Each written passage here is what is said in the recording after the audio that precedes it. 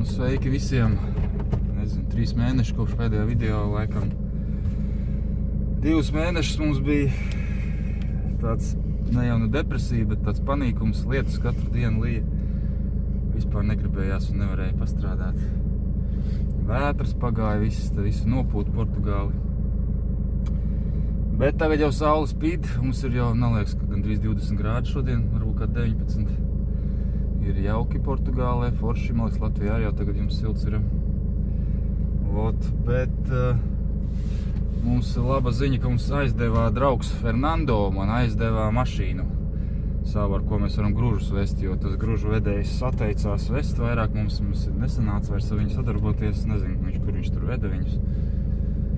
Tagad šodien braucam, vedam gružus uz pašvaldības nodošanas punktu. Esam atbraukuši uz nodošanas punktu. Atkrituma pirmais kubikmetrs maksā pa velti, nemaksā neko, bet ja tu tai dienā gribi nodot vairāk kubikmetrus, tad mums tas ir otrais, tad 20 eiro. Latvijā, man liekas, tu pie 200 eiro nešķirotie celtniecības atkritumi. Te vēl nav tas zaļums tik ļoti uznācis cilvēkiem. Tā izskatās nodošanas punkts. Tāds ļoti necils, es teiktu. Tur jau mūsu atkritumi stāv. Pirmā kārta, šitā būs otrā kārta.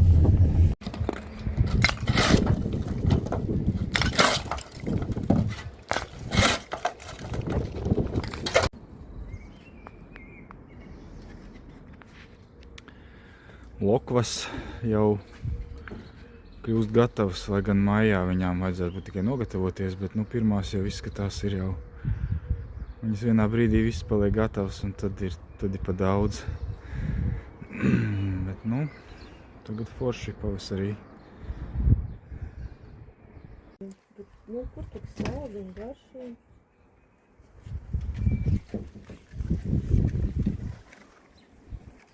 Es laikam tur nevarēšu aizsniegt, tur izskatās garšīgi.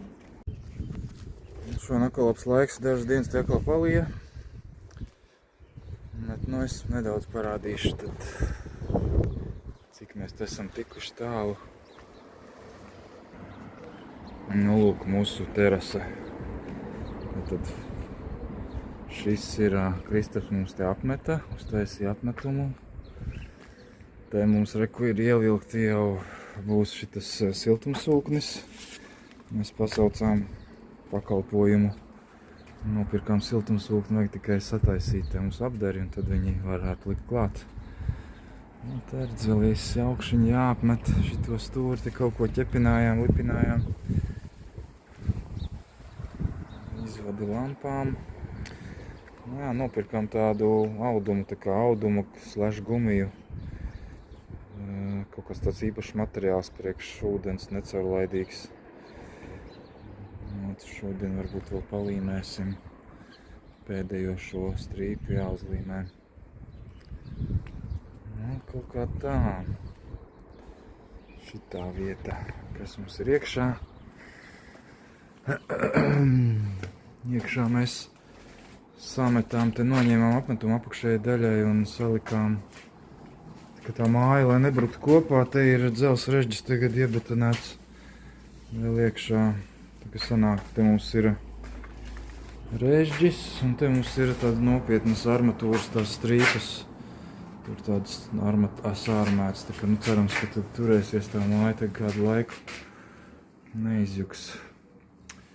Vadus sāku likt, rozetes jāsavieno vadi. Vads mums aiziet uz to siltumsūkni un uz gaismām. Un tad arī trepēm, šo sienu trepēm.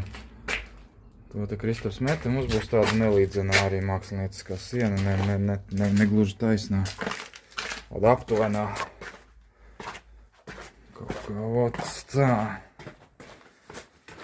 Principā jā, un tur šito te reku te sākām jaukt nost, jo te tomēr liekas, ka vajag vairāk vietu, tomēr virtuvē, lai nedaudz paplašinātu to virtuves virsma, lai būtu lielāka. Te būs varbūt kaut kādas iekārtas stūrī, tur var tik tālu nejaukt, bet tik tālu mums ir jānojauc atbrīvot, lai vairāk telpu iegūtu.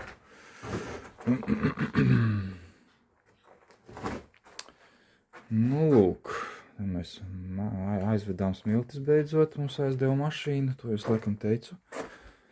Mans istabā arī izvedām ārā, nu varēs tad kaut kādā brīdī tagad grīdas likt.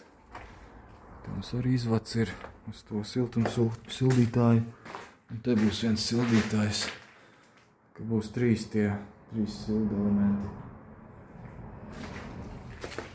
Lūk, nezinu, vai teicu, te mums ir vats vēl, resnais vats ir aizvilkts, lai nav tik daudz tie nenormāli daudz vada daudzums jāvelk uz virtuvi, tad te ir resnais vats pienāks.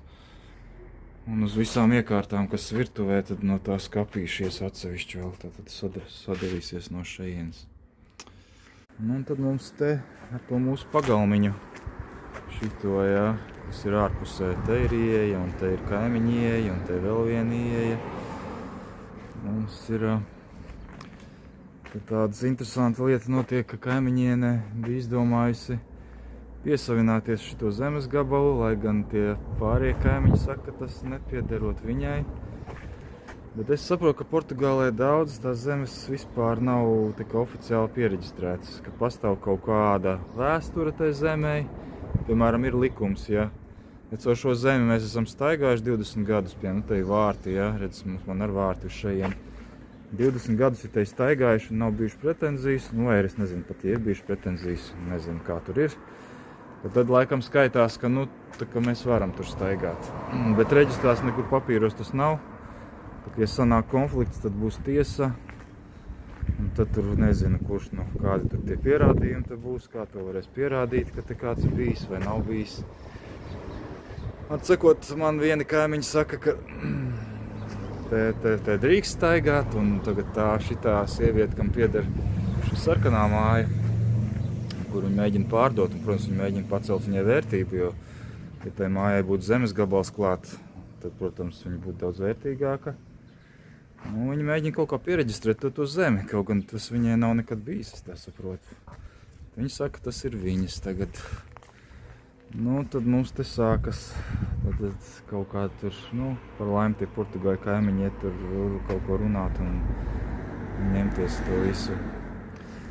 Nu, tā ir tāda Portugāles īpatnība. Tur Latvijā tomēr laikam tā viss ir tā kā vairāk pēc papīros ierakstīts. Arī jau laikam nav viss, bet šeit tas ir diezgan populāri laikam. Tā kā, ja kāds pērk īpašumu Portugālē, tad uzmanieties, jā, ka to papīra nav. Un, kad mēs pirkām, mums teica, jā, ka tur drīkst staigāt un ka tas ir kopīgs vai kas tur. Bet reāli jau tā papīra nebija, nu es tā kā kaut kā arī nepadomāju. Bet, nu labi, mums tas varbūt žēl, ja to zemi atņemta, bet nu nav jau, tomēr māja ir māja un izēja mums ir uz ielu, tā kā, nu nav tā kā galīgi pēdīgi.